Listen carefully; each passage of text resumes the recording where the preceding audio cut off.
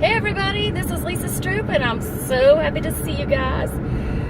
It's been a long day. I'm just now leaving my grandfather's house, so I thought I'd do my movie tag on the road. It's a little shaky, you guys. Forgive me if that's going to be a problem. I'm afraid it will be, but anyway, this is from ABBADABBS. I will try to link her channel below. But I was going to do, let me slow down before I get that ticket up in here.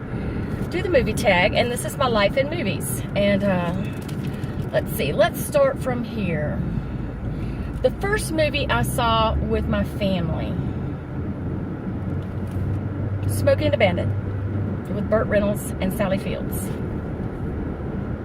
We went to see that.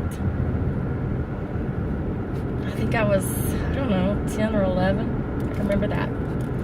The actor I had a crush on in my teenage years, well, after I hit about 13, I didn't have a crush on anybody anymore. I just didn't. But before then, I had Scott Baio. Was just I just love Scott Baio. Oh my God, he was so handsome. Okay, bad choice about a movie, and I didn't want to watch, but ended up being a good thing. Tombstone. That was the first one. Tombstone.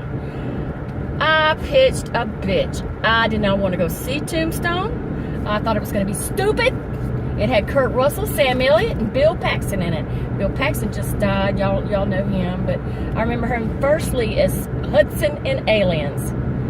I loved him in that. And the second movie that I thought was going to be total shit, and I ended up completely loving, two of them actually, was Thursday. I don't know if it's not a very well-known movie, but it's called Thursday. And it has Thomas Jane, Aaron Eckhart, Paulina Poroskova, and gosh, just a ton of people in it. Just a ton of people. And it was, I like that ultra violent graphic genre. I just love that. And it just turned out to be one of the best movies I've ever seen. And Frailty also had Bill Paxton in it. Frailty was phenomenal. And incidentally, Abby, it has Matthew McConaughey. Touch him. I just want to touch him. Oh, it's so touching.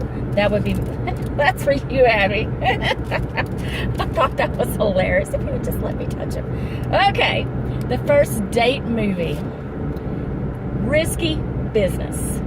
I thought I would fucking die of embarrassment.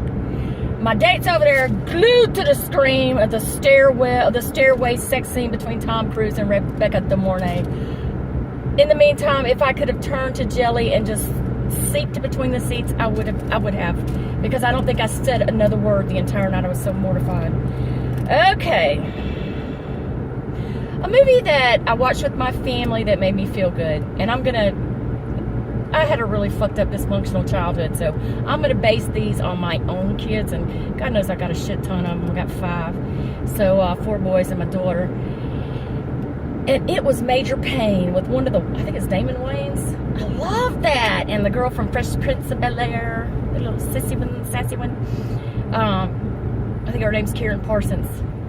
But anyway, I just loved that. It was hilarious, and we all watched it. We had pizza and Coke and popcorn, and it was disgusting. It was fabulous. Had so much fun.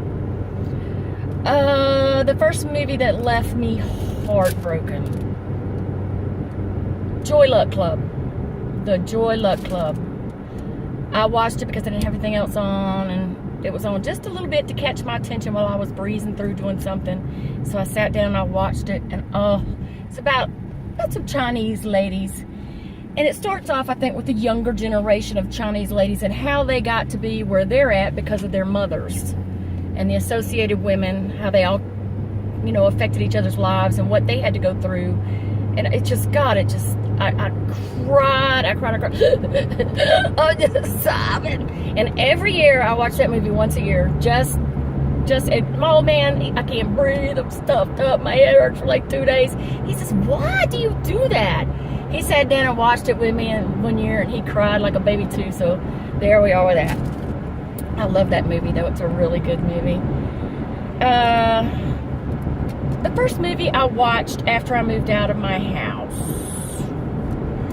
The first time I moved out, I worked too hard to watch any movies. It was right after I turned 18. I just worked my ass off, start to finish. So I didn't watch any movies. Just busy working. But the second movie that I saw was when I moved into the AUM dorms, and I saw Back to the Future. This neighbor upstairs, his name was Walt. And Walt was gay, although we never talked about it. And that was back before you could just come out of the closet all willy-nilly and be all, yay, Walt's gay. Everybody's so supportive. And it was way before those times. And so, but we went to see movies a good bit after that. And I was so depressed. I was so alone. I didn't have anybody. And it just was, that was a great help to me. So I remember that particular movie very fondly. Hold on 1 second. Let me get this can in the road, ladies. Hold on. Oh, got that puppy. I love running over a can. Okay, movies that I will watch over and over and over. Any given Sunday, I'll watch that movie to death. Anytime I feel like football, I'm like, yes, I'm going to watch me some Any Given Sunday. And then I think for a minute, oh, I'm going to watch some professional football because this shit is great. But without all the locker room drama and the chit-chat back and forth over the headphones, I just watch Any Given Sunday when I feel like football. Armageddon. I will watch that movie to death. I mean, who the fuck does not like Armageddon? I loved it. Oh, my favorite Bruce Willis flick ever. My favorite non-English movie? None. I hate reading the subtitles. I can't stand it. I won't watch them. The series that I don't leave the sofa when it's on. Spartacus from Stores. And it first came on, it starred Andy Whitfield. God, such a pretty dude. That's who I would have liked to have touched. He was just gorgeous. But he died at a very young age, like in his early 30s of lymphoma. And the guy that replaced him with, I could take him or leave it. But he was just amazing. And I watched all the Spartacuses. Even now, I will strike back. I will not leave the sofa for Strike Back. I watched Philip Winchester, and he's on Chicago Justice now. Oh, I love him. And the other dude from Strike Back, he's on Blind Spot. All of a sudden, I can't think of that dude's name. He's just like my favorite dude ever. Him and Philip Winchester, though, the dude's on Blind Spot right now. It'll come to me later. Oh my God, Strike Back was just like the best show. Between that and Spartacus, I never leave the sofa. I will watch them all.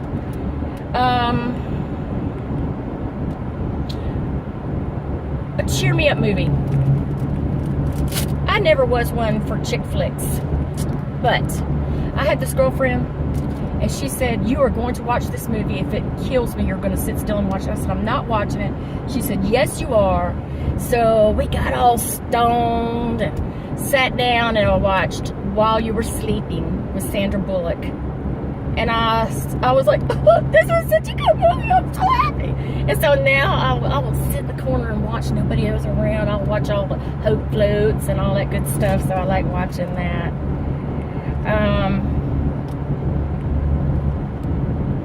Another thing that I do is my daughter will I love to watch movies with my daughter. We like cheesy horror movies. We love cheesy horror movies. Tucker and Dale versus Evil. I could watch that again and again and again, especially if my daughter's with me, because we just die laughing. It is just like snorting, funny, hilarious. Tucker and Dale versus Evil. Hilarious. And she likes fried green tomatoes. I love fried green tomatoes, but I won't watch it with her because she knows all the lines, so she just yaks through the whole movie. I'm like, shut up so I can listen to the movie. Forrest Gump.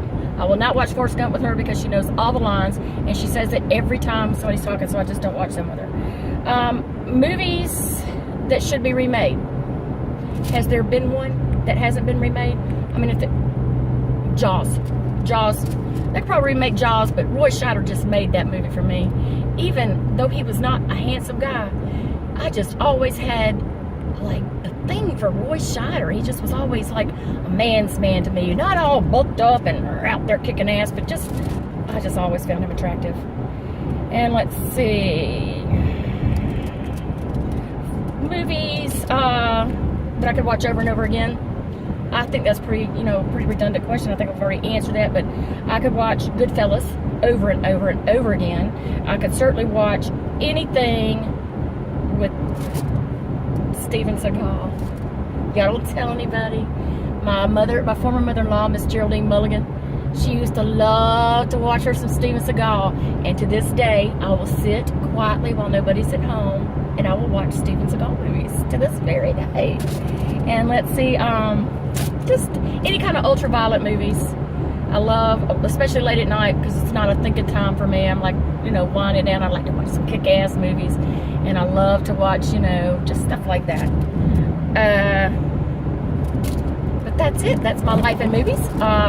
Wendy Wilcox, Dorla Gray. Let's get to it, sisters, and let's do it. Anyway, thanks, Abby, for tagging me in this. I hope to see you guys soon, and you have a wonderful day. Bye.